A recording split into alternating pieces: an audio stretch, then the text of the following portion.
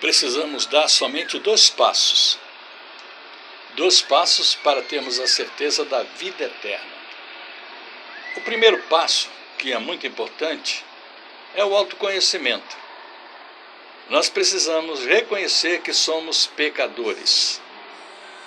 Através do pecado de Adão, que se estendeu sobre toda a raça, nós pecamos. A palavra de Deus diz: todos pecaram, destituídos estão da glória de Deus. Então, como pecadores, nossa maneira de viver, nossa maneira de agir, nossa maneira de pensar, sempre é dominada pela iniquidade, o pecado. O pecado jaz à porta, e o pecado vem sobre nós e nos domina. E nós só fazemos as coisas que achamos que deve ser feita. É o caso que eu me lembro de um rapaz que só vivia no caminho da perdição, se tornou um alcoólatra, e a sua mãe, com todo carinho, com todo cuidado, tentando protegê-lo, um dia ele chegou bêbado em casa, a mãe foi lá paparicar o seu filhinho, ele a insultou, ela preparou uma comida, levou para ele, ele pegou o prato e atirou no rosto dela e foi para o quarto dormir. Aquele prato, quando atingiu aquela senhora no rosto, ela caiu para trás e bateu com a cabeça na soleira, e ali ela foi a óbito. Os vizinhos escutaram o grito, foram lá, tentaram socorrer, mas ela tinha realmente sofrido um traumatismo craniano. Foi levada ao hospital e foi considerada morta. A polícia veio, acordou lá o jovem, bêbado, e levou ele para a delegacia e o prendeu. E depois que passou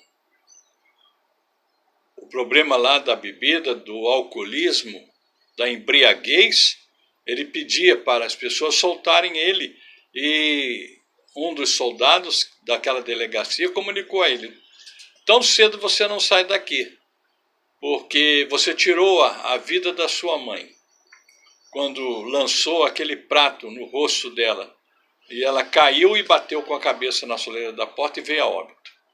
E não adiantava ele gritar, não adiantava ele chorar, se angustiar, porque a tragédia já tinha acontecido. Nós precisamos verificar isso. O pecado nos domina, e quando ele nos domina, nós não somos senhor dos nossos atos e de nossas atitudes, e praticamos coisas que depois nos arrependemos amargamente, choramos, mas não adianta.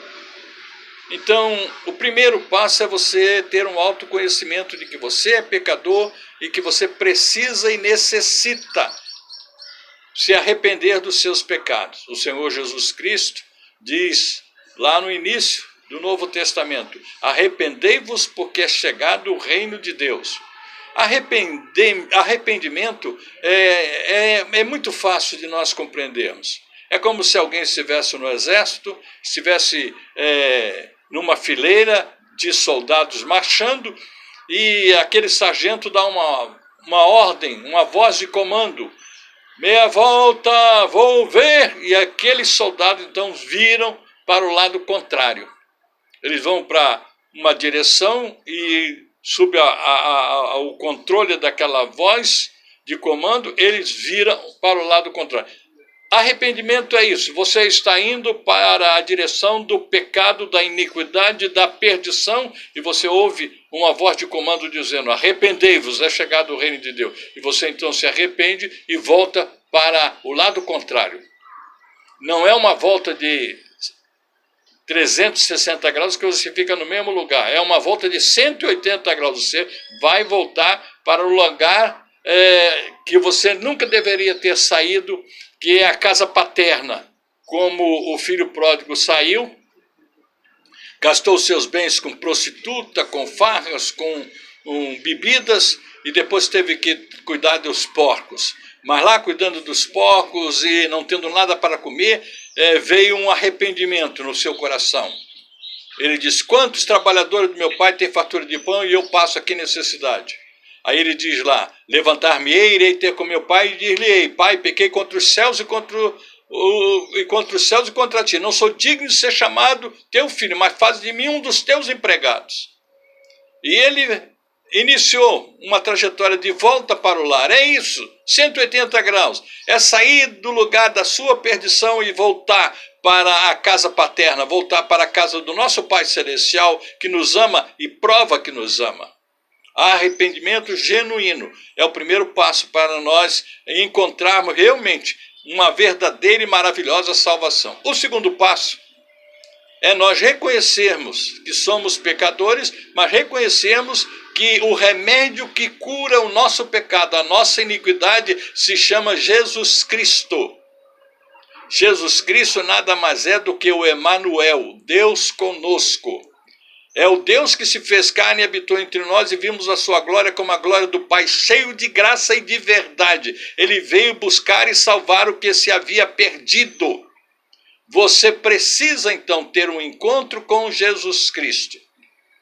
E quando você tem um encontro com Jesus Cristo, a sua vida realmente sofre uma transformação, uma metanoia. Metanoia significa mudança de mente. A mente de Zaqueu, que subiu numa árvore para ver Jesus, mudou. Ele convidou Jesus e Jesus foi à sua casa. E lá ele disse para Jesus, Senhor, vou dar metade dos meus bens aos pobres e se eu tenho roubado alguém, vou devolver 4 vezes mais. E Jesus disse, hoje veio a salvação a esta casa porque esse também é filho de Abraão. Pronto, Zaqueu foi salvo.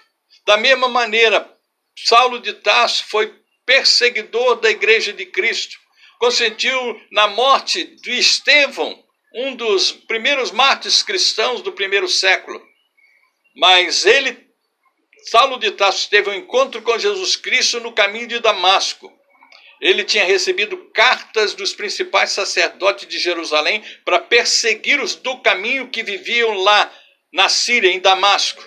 E no meio do caminho Jesus se encontrou com ele e disse para ele, quão duro é para ti, Saulo, recalcitrar contra os aguilhões de Deus. E ele disse, quem és? Eu sou Jesus a quem tu persegues. E ele então disse, que queres, Senhor, que eu faça? E Jesus então se inseriu no contexto da vida de Saulo de Tarso. Seu nome mudou para Paulo. O apóstolo Paulo escreveu 13 cartas do Novo Testamento. E a sua vida foi completamente mudada. Era um religioso irrepreensível, fariseu de fariseu, mas agora se tornou um dos maiores cristãos de todos os tempos. Por quê? Porque reconheceu que Jesus Cristo era o Senhor e Salvador da sua vida. Jesus Cristo era aquele que morreu na cruz do Calvário para nos salvar. Jesus Cristo é o caminho, a verdade e a vida que nos leva ao trono da graça de Deus, essa graça que está disponível a qualquer pessoa que se arrependa e creia que Jesus Cristo é o Senhor e o Salvador da sua vida. Meu prezado e dileto amigo, 2 passos importantes, 2 passos importantes. O autoconhecimento de você reconhecer que é pecador e você reconhecer que precisa de um remédio e o remédio é Jesus Cristo. Jesus Cristo, o remédio de Deus para os pecadores, para os pervertidos, para os religiosos, para aqueles que precisam experimentar o verdadeiro, o genuíno amor de Deus na sua vida. Que Deus possa, nesta tarde, abençoar a sua vida e que esse convite que nós estamos fazendo é Jesus, o próprio Jesus que está batendo a porta do seu coração, meu amigo, e dizendo assim, eis que estou à porta e bato, se ouvires a minha voz e abrires a porta do seu coração, eu entrarei e ficarei com você para sempre. Deixa Jesus entrar na sua vida, e ele entrando na sua vida vai perdoar todos os seus pecados e vai provocar um novo nascimento. E com o novo nascimento você cria uma nova mentalidade, a mentalidade de um verdadeiro filho de Deus, que agora vai buscar a orientação do Espírito Santo de Deus, que vai habitar em você, para que você traga honra e glória ao nosso Deus, ao nosso Pai Celestial. Podemos orar? Meu Deus, meu Pai, meu Senhor, abençoa esta pessoa que nos ouve e que hoje seja um dia importantíssimo para ela. que esse autoconhecimento de que é um pecador e que precisa experimentar a providência de Deus, o remédio de Deus, que é Jesus Cristo, venha através da fé, Senhor, a acontecer. Que essa pessoa hoje possa confessar que Jesus é Senhor e Salvador de sua vida e reconhecer que é um pecador e que precisa experimentar a boa nova de salvação, o evangelho do poder de Deus que transforma e provoca um novo nascimento em nossas vidas. É a nossa oração no nome e na autoridade de Jesus Cristo. Amém. Pastor Jones Midart Lopes, Natal, Rio Grande do Norte, Brasil.